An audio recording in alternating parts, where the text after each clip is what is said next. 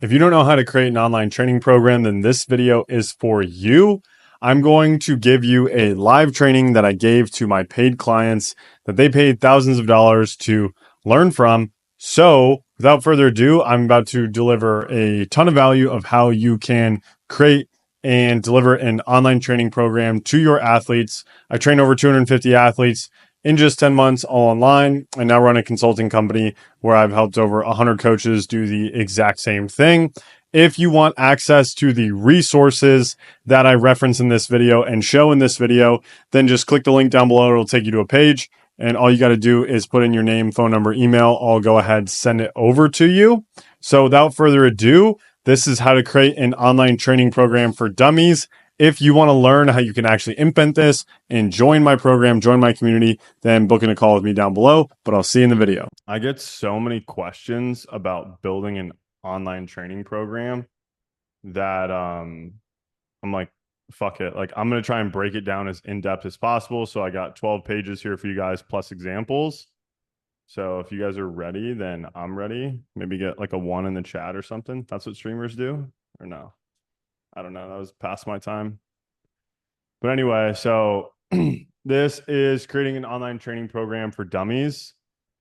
Quick warning, this document contains information that will help your athletes on a deeper level than you ever have before, causing you to question your entire previous coaching career. So consume at your own risk.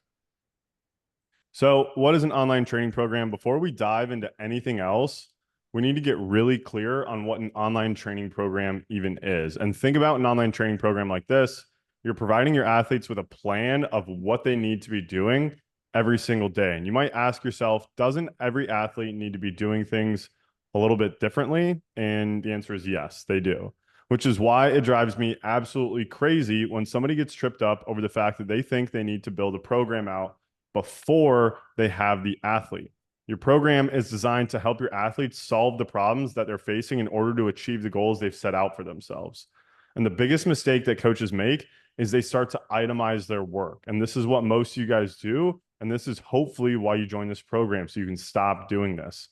Okay, one session is 1 hour. 1 hour is, let's say, $100, which is exactly what keeps you stuck, because people are actually buying outcomes.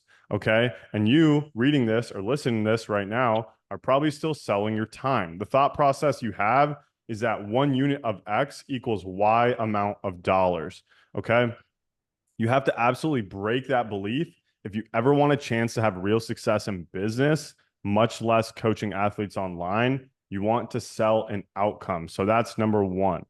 Okay, selling outcomes, not spreadsheets. So let's break that down a bit deeper. Like, let's say you're a pitching coach and your athletes are coming to you for a specific reason. If you think that athletes come to you for your time, you are sadly mistaken. You spend time with athletes directly, that actually has no inherent value. Okay, the reason these athletes are coming to you right now is because they have goals in mind and they believe you as a coach can help them achieve their goals. And because everybody in the past has sold their time in sessions, people believe that is the only way to get coaching help, including you. So the biggest mental hurdle you need to hop over is that you're helping athletes achieve a specific outcome or a specific goal. It doesn't have to be metric based. This is where a lot of people get tripped up too. It doesn't have to be metric based, but your coaching should be designed to help people get to a specific goal. And if you're not doing that, your services will become commoditized. What does that mean? Well, it basically means that you have nothing special about what it is that you do. So you will have a price war to the bottom. This is why you can't raise prices. It's why you can't sell your hybrid program. It's why you can't sell an online program. And it's because you've commoditized yourself.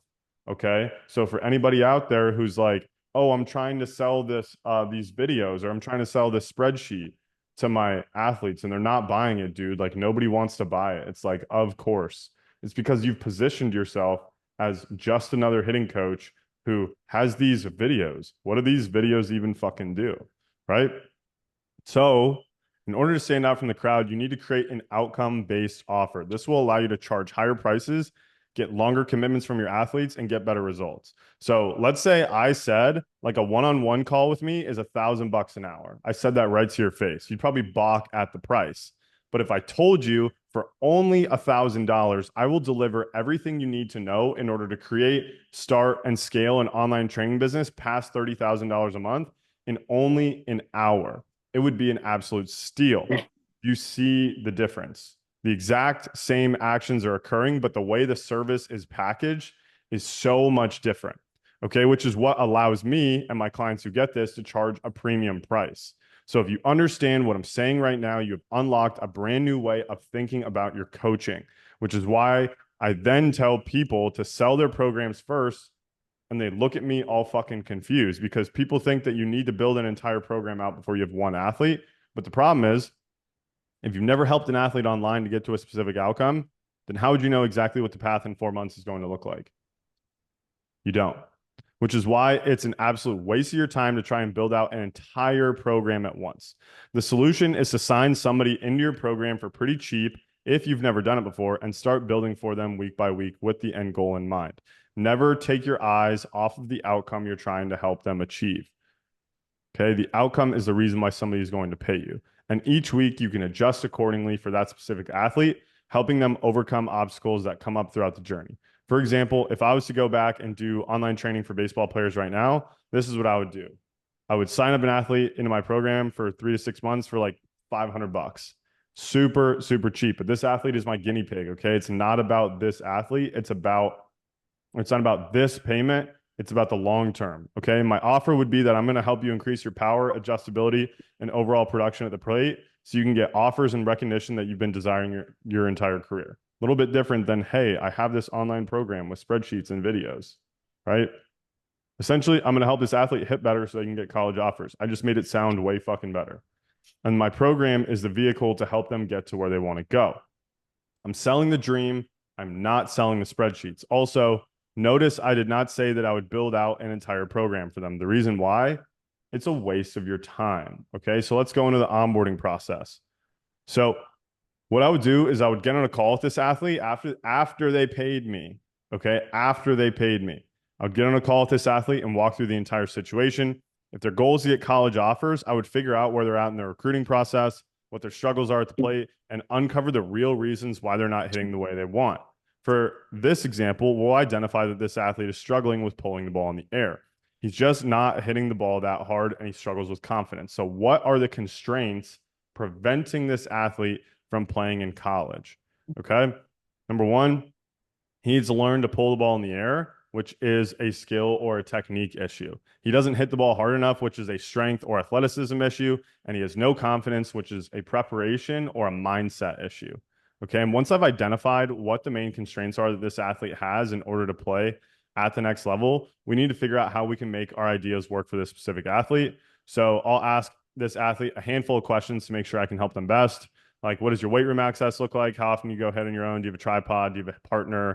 Do you have access, etc.? Like questions like that, it's a great starting point. And then I have a sample onboarding form, right? So in the onboarding form, I want to ask, obviously, first name, last name, email, phone number. The reason I split this up is because it's going to be a lot easier to track. So like every single data point, I like to split it up. I ask them the time zone, which is super important, mostly because you want to know like when their availability is going to be, right? Height, weight, and then I'll ask position, method of communication. Then I ask like what their goals are, what their strengths are, areas of improvement, maxes, a video of some game footage, ask them to rate their confidence, their work ethic. What does their practice schedule look like? What's their strength training routine? What do they have access to? What does success look like in the program to you? How long are they expecting to train with me? And why, right? So that way we can pre-frame the second sale for continuity.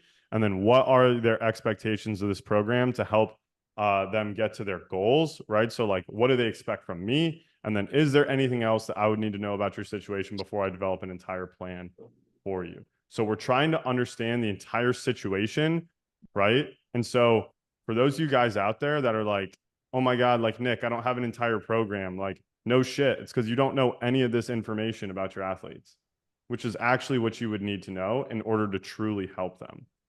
And so you want to make sure that you know what these people need help with, what they have access to. I just put like a bunch of baseball equipment here. I don't even know realistically if a baseball player, like an infielder would need J bands, but you understand what I'm trying to say, right? So that's an example of an onboarding form. And once I have all the necessary information about this athlete, it's really time to get to work. So You want to build out like a holistic training program, and it has a few different components that we need to implement. So number one is the daily routine, what this athlete needs to do every single day. That's probably like the easiest thing for people to conceptualize. Number two is informational modules. So like supplemental resources that provide more context and information for the athlete to learn. Number three, video feedbacks like mechanical analysis, game breakdown. Like these are basically like classroom sessions. Number four is this communication cadence, but it's like specific and definitive of when you will reach out and reconnect. It doesn't have to be like, hey, we're going to talk on the phone at 7 p.m. every Tuesday. And if you don't, I'm going to kill your family. Like it doesn't have to be like that. It can be like, hey, like every Friday, you're going to fill out a weekly check-in form, which obviously, as you know, I just made a sample weekly check-in form. And then the community, so group calls, right? So daily routine, you should be providing your athletes with what to do every single day. Obviously, every athlete has a different schedule, which is why it's ridiculous for anybody to try and build one program one time before they ever take on an athlete, because you don't even know if they can do it. So how are you going to adjust in the day-to-day when somebody has to have their program adjusted? You don't know because you've never had anybody come through your program. So after you had your initial call with your athlete, you should have a really good idea of what they need to be doing and think about what this athlete needs to do every single day in order to actually achieve their goals. Do they need to be doing skill work? What about lifting weights? What type of workouts and on what days? These all play a factor into creating a daily routine for your athletes. I'll have an example of what a daily routine would look like if I took on an athlete right now. So here's like a rough program that I put together. And you can see here, I don't have a fancy training app. I'm literally using fucking Google Sheets. I trained probably like 70, 80 people online through Google Sheets, maybe even 100 before I switched to a fancy training app. And like maybe you're not a cyborg like me who like can handle that. That's fine. But you don't need a training app before you take on your first athlete, because this is very simple to make, right? And as you can see here, it's just like their routine, like what they need to be doing every single day with like what their focus is, homework. And this is just like one day. If I wanted to create another day, I would just copy this and put it down below and just call it, Tuesday, July 16th, right? And then tweak the exercises based on that. Okay. And you might be thinking, okay, well, Nick, I don't have any of these videos. That's fine. You won't know what videos to make until you have the athlete in your program. So if you're sitting here and you have like 874 videos built out and you have an entire library and you're like, Nick, what do I do with these videos? Like, that's why I say to take on somebody first, right? Number two, I have like a lifting program right here. So I have like the warm up, some sprint work, and then like a lift. This is like a lower body day. Obviously, this is only one day. Like, I don't train athletes anymore, so I'm not going to sit here and pretend like I know more about training athletes than you guys. I'm just the guy that knows how to make money doing online training. But this is like a sample day of like what you can do with an athlete. Okay. And then informational modules. So this is where a lot of people get tripped up. When I say the term informational modules out loud to people, they get super fucking confused. They're like, when you say modules, what do you mean by that?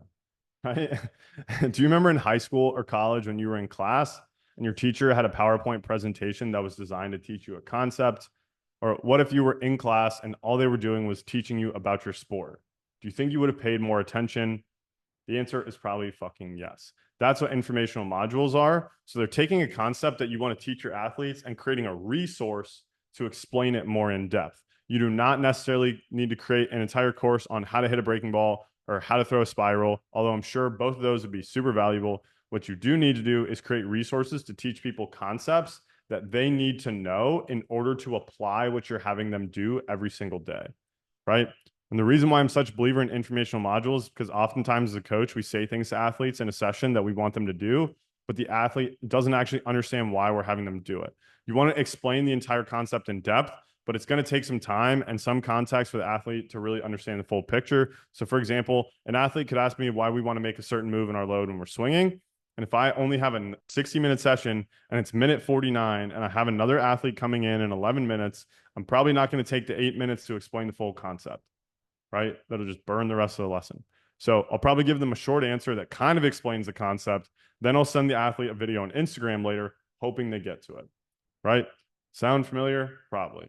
So This is why informational modules are so important. If we take the example of the athlete from earlier, I would want to teach them a handful of concepts such as, but not limited to, swing mechanics, timing, progressive overload in the weight room, nutrition, etc. There's so much I know that the athletes I would be working with don't know, and I'm trying to transfer that information to them, right? And to support what they're doing in their daily routine. A mistake lots of people think is they need to build out 87 modules right off the bat. You see my program and you're like, holy shit, I don't have any of that built. Of course you don't, right? But that leads to a few challenges. You're going to take up so much of your time making these videos when the athlete that you have right in front of you probably only needs one. Okay. And number two, you make all these videos, your athlete goes through all 87 videos with no structure, no guidance, and now they're in a worse place because they're all fucking domed up thinking about all these different things. At the end of the day, they're still 15, 16, 22. Like they're still a kid.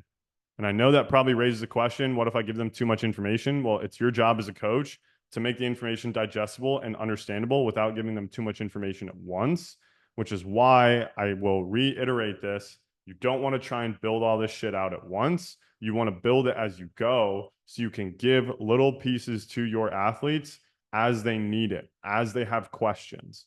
Okay. So providing a specific set of modules to learn from will help guide their learning process rather than overloading and overwhelming them with so much new information that they literally can't grasp any of it. And below is a link to informational modules. So I literally just put together this quick list. Like I used to have like a nutrition guide that I would send to my athletes, and it was like a Google slide presentation of like, this is how to calculate your macros. This is what your portion should look like. This is what a sample day of eating should look like. This is what a caloric surplus is. This is what a caloric deficit is, right?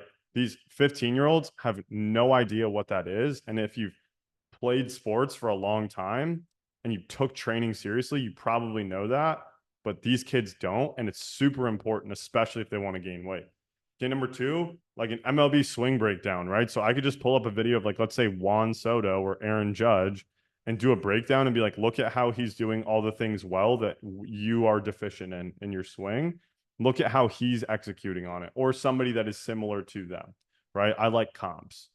Okay, number three, in-game at-bat breakdowns. So as you take on more athletes, you can essentially build a library of in-game at-bat breakdowns or like whatever your sport is, right?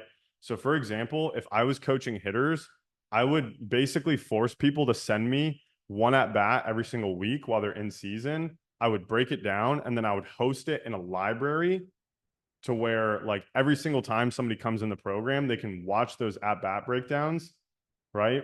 And they can learn from them. Okay. Number four, like the mental game, like showing people how to like overcome adversity, dealing with the fundamentals of like how to deal with it, how to overcome it, why it's so difficult, what steps you can take, etc. That's kind of broad. Or how to build a routine. So like how to structure your day, how to have a pre-pitch routine where you look at the same spot on your bat every time and take a deep breath, right? Like a lot of people don't even know how to do that. So those are examples of like informational modules that you can make, but they should come up as time goes on. You shouldn't try and build like, 5-hour long modules. Don't look at my program and think I need that in order to train one athlete. That's ridiculous. Okay, you're just setting yourself up for failure. Okay, video feedback. So one of the biggest benefits of online training is that you can provide video feedback to your athletes. This can be something like a mechanical analysis of their throwing mechanics, swing mechanics, running mechanics. It can be in-game film breakdown, whatever. If you want to be the best online coach you can be, then you should be doing both. Okay. For example, I used to do mechanical throwing analysis of every single player that came into my program on our onboarding call. And then I would help them build a throwing routine that would attack the deficiencies we identified in their throw. And so this allowed me to create an asset where I do mechanical analysis of one player and then send into the group in the group chat of all of our athletes to learn from, right? So just like in this program, somebody has a question, right? And you ask me like a pretty broad question, I'll be like, yo, post that shit in the channels. Like, don't send that to me, right? Every single athlete can learn from just one athlete getting directly coached. And on top of that, I would do in-game at-bat breakdowns occasionally. And they would send me a video of one of their in-game at-bat sequences, blah, blah, blah. Basically the minute details of the game that you can't teach in these lessons. And like I said, I'd upload that in the group chat too. So it's essentially how you can track progress of your athletes, and go more in depth of how they can improve their skills, and then create assets that help everybody for more than just the 60-minute session that you're used to giving. And then I have like, you guys will have access to this document. So like I have a mechanical comparison video here, and then I have an at-bat breakdown here, just like literally Zoom calls I did with clients, showing them like how they can improve, right? And by the way, one of them was D1 pitcher. The other one is an MLB draft prospect right now, probably going to get drafted. He came to me when he was a catcher. He throws 96 now. It's crazy.